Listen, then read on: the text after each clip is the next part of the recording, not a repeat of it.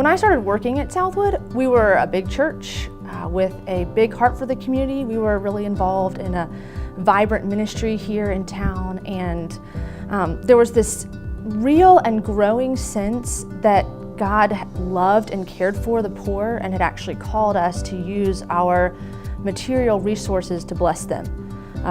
We have challenges. We're located in a beautiful area, and we look out on cattle fields to one side and wealthy homes on the other.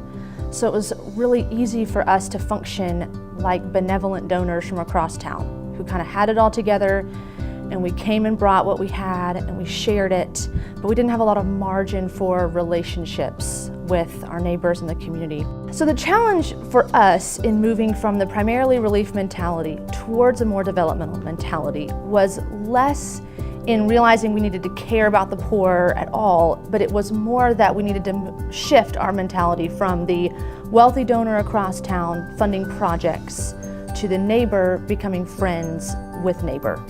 And this required a lot. It required that we realize we were as needy as the people that we sought to help. We had to look at our own hearts, we had to look at our own motives, we had to really examine why we did what we did. This process was not easy. It took time. We had to examine our hearts and see the poverty in each of us. Our materialism, workaholism, self-reliance, idolatry of efficiency. It wasn't a glamorous process, and at times not popular either. But over time, God showed us that His grace was big enough for self-reliant, materialistic donors too. This freed us up to admit our mistakes, to be honest about the motivations of our hearts as we move towards development.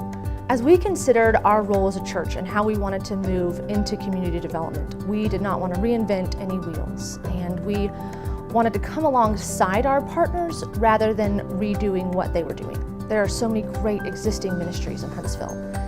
And in conversation with those ministries over several years, it became really clear that a biblically based jobs preparedness program that was accessible to men was a big gap. It was something that was really needed in our community.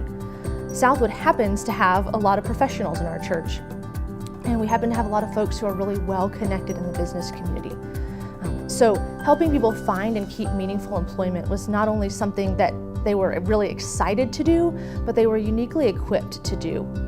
This conference actually played a really huge role in moving us towards Jobs for Life. David Spickard came a few years ago, who's their executive director, and he spoke about the ministry of Jobs for Life. And I happened to have 10 of my members there, including my pastor and several elders, all of whom came up to me after the conference and said, "That's what we want to do." And you guys who've ever tried to start anything know that's a lot easier to do it when you've got that kind of momentum and support. At the same time, the Cornerstone initiative was looking to start a Jobs for Life class, and so we formed a strategic partnership together. Southwood committed to recruit the volunteers, to make sure that there were meals for every class, and to provide childcare.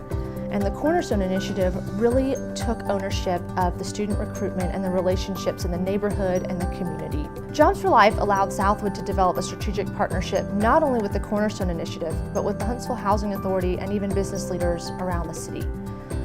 We've actually had 2 classes between 12 and 17 students, and for each of those classes, there have been over 200 volunteers in support, serving either as champions, as instructors, providing a meal, providing childcare, serving on our prayer team, or networking in the business community to help our students find jobs. You know, at Southwood, we have one hero, Jesus, and a bunch of us who are desperately in need of His grace.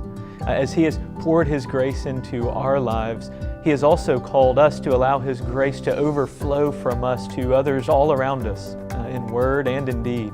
One of the really great things has been that we've had the chance to work with volunteers from other churches as well.